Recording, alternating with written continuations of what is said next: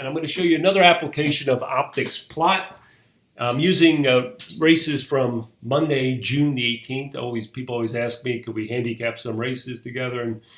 And I think this is another example of that. I'm doing this just post scratches. The card is about an hour out at PARX. But I want to show you how I got there and why I evaluated the race I did. The first thing I started with, I used OptixSCAN, which is a utility that helps me try to find races that might be either melting down, helps closers, or races with no pace in it. Paceless races would help the front runners. So today I just want to look at races that potentially could melt down. So I'm going to look at speed ratings greater than or equal to 50, and that's what I put up there in the filter. You can see what I use, and what comes back is this subset. It's a very small list. And the race that kind of just piques my interest is the PARX Race. It's race 6. It's got high contention. It's got high speed rating. It's a yellow plot, so that's a good thing. And so we're going to select that one to look at. And I just want to make sure that you look at these plots afterwards. Like if you're looking at scan, after scratches, these things could change, right? So you want to make sure that you're checking out the contention and also the speed rating. I'll show you what I mean when I bring this up. So there was a late scratch in this race, so the speed rating was adjusted a little bit, went from 63 to 57. The contention went from a flame to a sun, but I still think there might be some contention here. And you can see, if you look at this plot, you can see the run styles. The 4s and need the lead horse, and the 2, 5, 7, 8 are EPs. That means they like to be up close.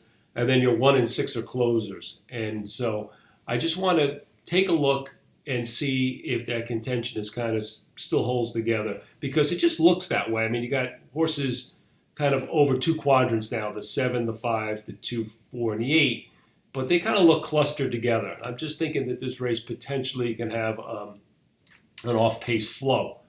The 2 and the 5 are also part of his early pace, and they're both the morning line favorites. You can see they're shaded in green, so the morning line shows you like the green, the orange, and the red, and the green means those are the morning line favorites. So they're part of this mix, so it makes it interesting, right?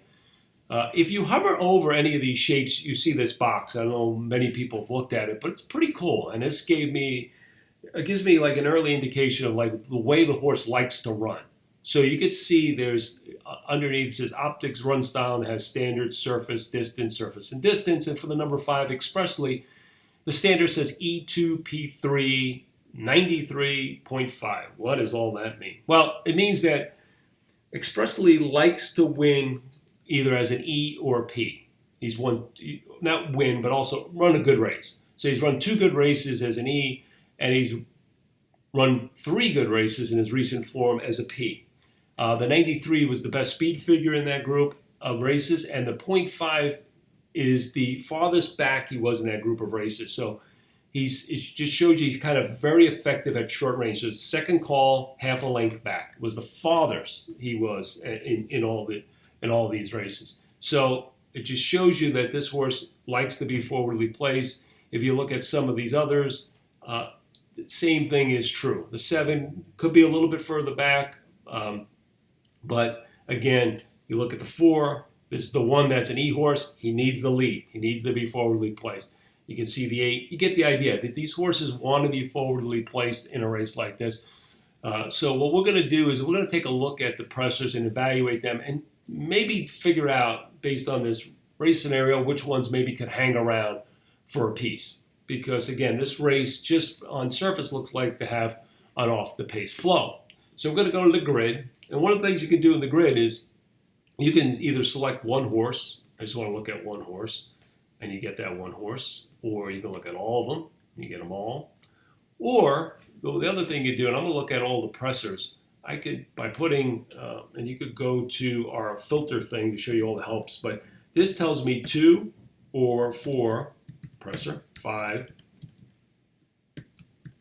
7, and 8. So essentially, I just get those horses. So you can do whatever you want to do, a side-by-side or what have you. And the reason I'm doing this, because I want to look at the dirt. Today's a dirt race. It's a route. And I want to look at fast tracks.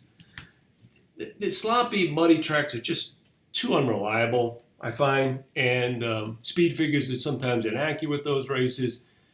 There's all types of sealed, muddy, there's just so many variations of dirt, of off tracks that it makes it really hard to handicap those races. Some horses just don't handle it. So let's just take them out. Today's a fast track day, so we'll just go with that. So that just gives me a little bit lesser list. And you can see, a lot of ones here, right? These are very good horses. I mean, they just like to win. They're like kind of win machines. So that's something to note.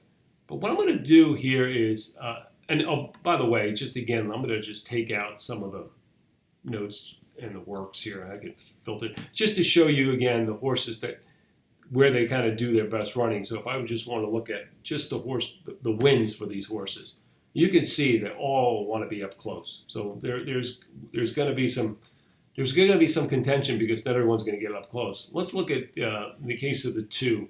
Let me just take a look at the 2 by himself here.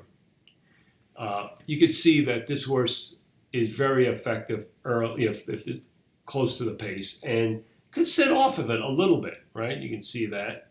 But if this horse is going to get beat, it's going to be if he's pressed and he's shuffled back or that part of the early pace, and based on he's drawn the number 2 hole, he's going to have to go early, right? So he's going to get pressure, and it's going to be interesting to see how much pressure he does get. So that's just an example of that one. Let's just go back. Let's look at. I'm going to go back to the. So okay, we got the 2, got all the press. Now I'm going to take a look at today's race is supposed to be fast. So I'm going to look at race shapes where you have fast, and you see what I'm doing. I'm putting an F in that 04S. What that means is that's the first call in these route races, the 4 furlong. So I want to take a look at if they get a fast pace, how well do they do, right? And you can see the 2 drops out. So he's never faced that kind of scenario, which is interesting, right? And he's a horse that needs to be up close. Maybe he can handle it, but we don't know, right? And you don't want to take too short of a price on a horse that's never handled something like that. You can see in the case of the 4, he's a need to lead horse. He's really kind of up against it if he's pressured. Even when he makes the lead on a fast pace, he couldn't hold. And those were against better horses, but again, you could see that maybe could be a little vulnerable. In the case of the 5, he's just never done well. 9, 7, 5th. When he's facing a fast-paced scenario. So that's a horse who is one of the morning line favorites, could be vulnerable in here. You can see the 7 and 8 though, they've been able to win in these kinds of races. They've been able to even finish in the money, 2nd and 3rd. They've done okay. So in evaluating the early pace, the 2's a little bit of an unknown. The 4 and 5, it's negative, and the 7 and 8 are more positive. So these are horses that can kind of stick around. They've shown the ability to kind of be able to be up close to a fast pace and be around late. This pressure is going to be a little bit more, right? Because there's some good horses drawn to the inside, so you got to be worried about them getting caught wide on a 2-turn race. But interesting to see that at least the horses that are the morning line favorites, might be a little bit vulnerable in a space like this. Okay, so based on that, we're thinking that maybe the horses coming off the pace, the 1 and the 6, have a look. So let's look at them. The 1 is a circle up in quadrant 2, and then the 6 is a square, a large square in quadrant 4. So those are horses that we want to look at. Let's just clear the filters. Let's look at number 1 first. This horse, let's look at dirt routes. And let's look at fast paces. Okay, and this horse is capable. Look, he's done well with these kinds of scenarios before. I would just kind of look at the recent speed figures for him in class, and to just kind of evaluate. But at least from a pace scenario, this kind of suits him. He's capable, so that's a horse we want to look at. You can see the one thing that I notice about his race is that they all kind of fall apart. That may be the case here. It's all very slow race shape at the end. So that could be the scenario here. I just would want to make sure he's fast enough. We would take a look at his speed figures when we go back to the plot. You could just kind of get a quick gauge, right? So his speed figures have been kind of light. So take that into consideration. But just from a pace scenario, the way it's going, this horse is viable. Let's look at the 6, and he's a big morning line price. And the 4-year-old is kind of 4-year-old filly, and she's fairly lightly raced compared to these other horses. So maybe there's a little bit more upside with her.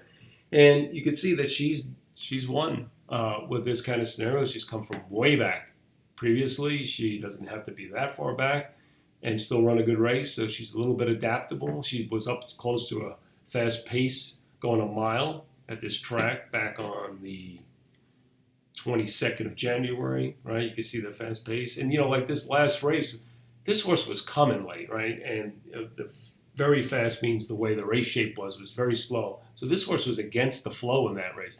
So this horse is very interesting. Big box square in a race where potentially the pace can kind of come down. Let's look again one more time at the plot. The 6 is kind of neutral and the speed figures kind of fits. You can see the 2 is the favorite, but again, we talked about that. So in a race like this, we're looking at potentially off the pace, and I would evaluate that the 6 is the best of the off the pace, but I wouldn't discount the 1. And the early pace, the 2 is a little bit of an unknown, but the longer shots, the 7 and 8, look like horses that maybe be able to stick around. So that's our analysis of the race shape for PARX Race 6. Hopefully that was helpful. If you want more information on optics, go to OptixEQ.com or visit our YouTube channel. And thanks